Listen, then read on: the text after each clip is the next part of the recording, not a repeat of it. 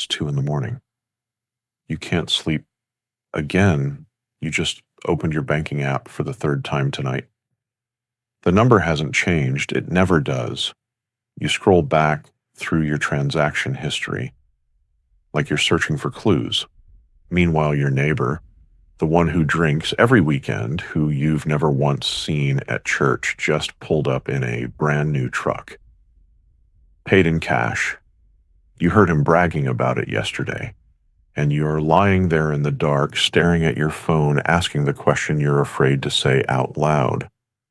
God, why them and not me? What am I doing wrong? I need you to hear something. You're not crazy for feeling this way, but something isn't working, and I know what it is. And by the time this video ends, you're either going to finally see what's been holding you back, or you're going to close it and stay exactly where you are. Your choice. You're reading the right book, but you're not reading it the right way. You've been treating the Bible like a devotional, like a collection of nice stories and spiritual encouragement. Sunday school lessons, something to make you feel better when life gets hard. And that's fine, except you're broke.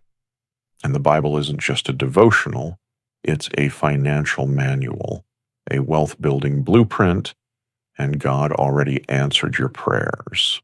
He answered them in Proverbs, in the Gospels, in the story of Joseph, in the ant. The answer's been sitting on your nightstand this whole time. You just haven't been reading it like someone who's trying to figure out how money actually works. You've been reading it like someone waiting for a miracle, and miracles are great. But the blueprint, that's better. Deuteronomy 8:18, you've probably seen it on a coffee mug or a church bulletin. God gives you the ability to produce wealth. But watch what it doesn't say. It doesn't say God gives you wealth. It says he gives you the ability to produce it. That's not a typo. That's not a mistranslation. That's the whole point. You're waiting for God to drop a check in your lap. He already gave you something better. He gave you a brain, hands, time, access to information your grandparents would have killed for. The ability is already there. The blueprint is already written. You just haven't opened it. You feel like you're working as hard as you can and getting nowhere. That frustration is legitimate. You're not imagining it, but working hard at the wrong thing is why nothing's changing. So tonight, here's what you do. Proverbs 22:29. You've read it, maybe even highlighted it. Do you see someone skilled in their work? They will stand before kings. Not lucky people, not people who prayed harder, skilled people. And here's the part that's going to sting. You're not skilled yet. I don't mean that to hurt you. I mean it to wake you up. Right now, your income is capped because your skill set is capped. You're working a job that anyone can do. And when anyone can do it, everyone's replaceable. That's not God punishing you. That's economics. Tonight. Not tomorrow, not when you feel ready. Tonight, open YouTube. Type in one skill that makes people money. Coding, video editing, graphic design, bookkeeping, copywriting, whatever. Watch one tutorial, a short one. That's it. You're not enrolling in college, you're not quitting your job. You're planting a seed, because skilled workers stand before kings. And you're still standing in line, because you never became skilled. You know that voice that says, I don't have time to learn something new? That voice has been lying to you for years. You had time to scroll Instagram today. You had time to watch Netflix yesterday. You have time. You just keep spending it like someone who plans to stay broke. You feel paralyzed, like you don't know where to start or what to do. That overwhelm is real. Staring at a mountain makes you freeze. But one step is all it takes to stop being frozen. You don't need to see the whole path. You need to take the first step. This week, before Sunday, here's your move. 2 Kings chapter 4. The widow. You know this story. Her husband died. Creditors are coming for her sons. She's desperate. She goes to Elisha, and watch what he doesn't do. He doesn't pray over her bank account. He doesn't rebuke a demon of poverty. He asks her a question. What do you have in your house? She's got 1 jar of oil. That's it. And Elisha tells her to go borrow empty jars from her neighbors and start pouring. Not pray. Pour. Move your hands. Take action. And she did. And the oil didn't stop until she ran out of jars. Now let me ask you what Elisha asked her. What do you have? You've got skills you're not using, connections you're not leveraging, time you're not investing. A phone with more power than the computers that sent people to the moon. And you're waiting for God to move while sitting completely still. The widow had 1 jar of oil. You have YouTube, a phone, and free time. She moved. You're still waiting. The oil multiplied when she poured, not when she prayed about pouring, not when she felt ready to pour. When she moved, faith without works is dead. That's James 2:26. Not struggling, not weak, dead. And a dead faith can't produce a living income. Make 1 move. Apply for 1 better job. Send 1 email to someone in the field you want to enter. Post 1 service you can offer on Facebook. 1 move. That's all. Because God's not going to pour oil into jars you haven't set out yet. Right now you're thinking, this sounds like a lot. I know. That's because you've been doing nothing for so long that anything feels like a mountain. You have no idea where your money actually goes. That's not stupidity. That's normal. Most people are flying blind, but flying blind is why you keep crashing. Tomorrow morning, before you check anything else, here's what you do. Luke 14:28. Jesus is talking about counting the cost before building a tower. You've probably heard this as a parable about discipleship. It is, but it's also about money. Because you can't build anything, not a tower, not a business, not a life, if you don't know what things cost. Right now, you don't have a budget. Don't lie. You have a vague idea of where money goes, but you couldn't tell me exactly how much you spent on food last month. You couldn't tell me your true monthly expenses down to the dollar. That's not faith. That's avoidance that sounds spiritual. Joseph didn't pray Egypt through a famine. He executed a savings plan for years. That's not faith versus works. That's faith with a spreadsheet. And right now, you don't have a spreadsheet. You have hope. Hope's not a budget. List every expense, everything. Rent, utilities, subscriptions you forgot you're paying for, coffee, fast food, everything. Add it up. Look at it. Don't judge it yet. Just see it. Awareness before action. That's step 1. There's a voice saying, I've tried budgeting before and it didn't work. Yeah. Because you tried it for a while, and quit when it got uncomfortable. You feel enslaved and you can't see a way out. That weight is real. The shame is real, but shame keeps you stuck. Awareness sets you free. This week before Sunday, do this. Proverbs 22:7.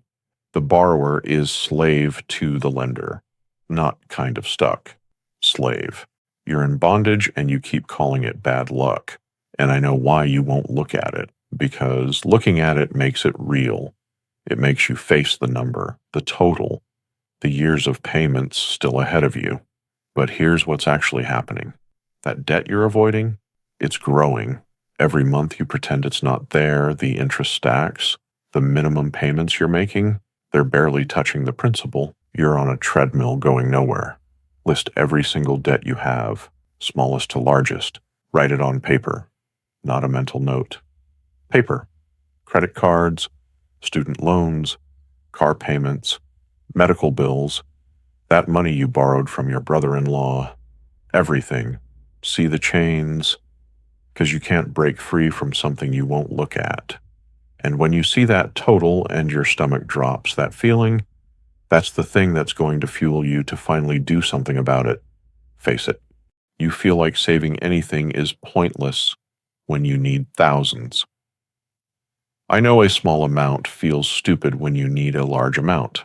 That feeling is legitimate. But a small amount proves to yourself you can do this. The mental shift is worth more than the money. This month, starting this week, here's the goal. Proverbs 13:11. You know this one. Dishonest money dwindles away, but whoever gathers money little by little makes it grow. Little by little, not all at once.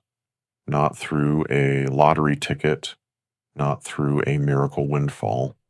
Little by little.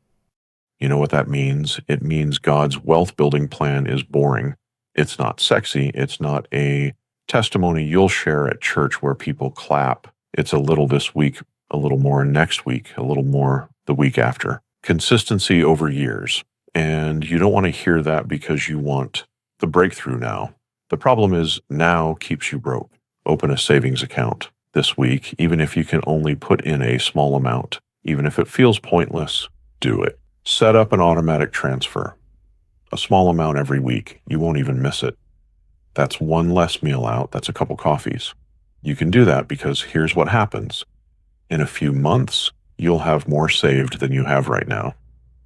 And suddenly, when the car breaks down or the water heater dies, you're not scrambling. You're not begging. You're not going deeper into debt. You have options. Little by little is God's method. Your impatience is not. You're terrified of losing the one income you have. That fear is legitimate. Single income equals single point of failure. But dependence on one source is what's actually dangerous. That's the risk you're taking right now. This month, find one way to make money outside your job. Ecclesiastes 11:2. Give portions to 7, yes to 8, for you do not know what disaster may come. That's diversification. The Proverbs 31 woman didn't have one income stream.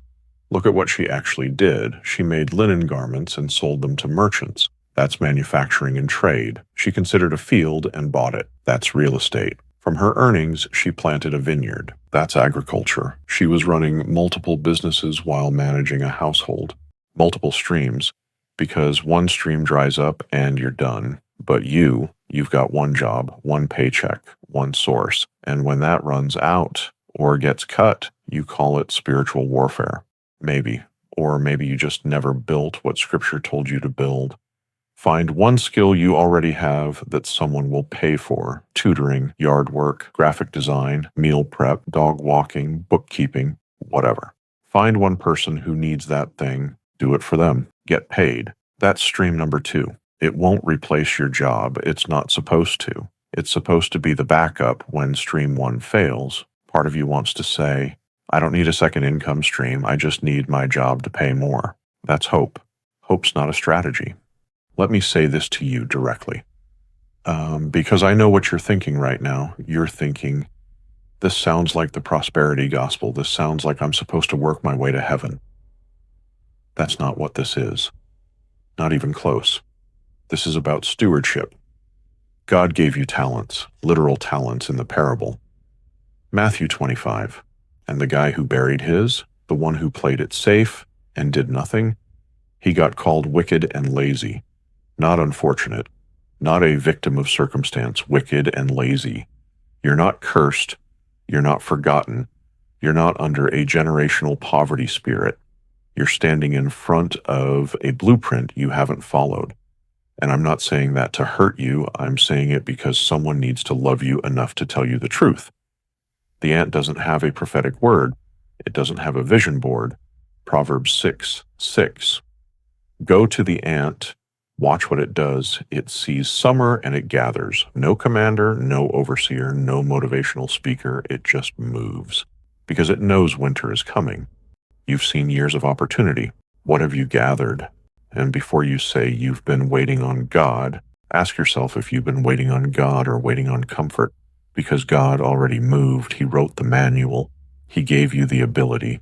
The question is, have you? So let me bring this back to where we started. It's 2 a.m. You're staring at your phone.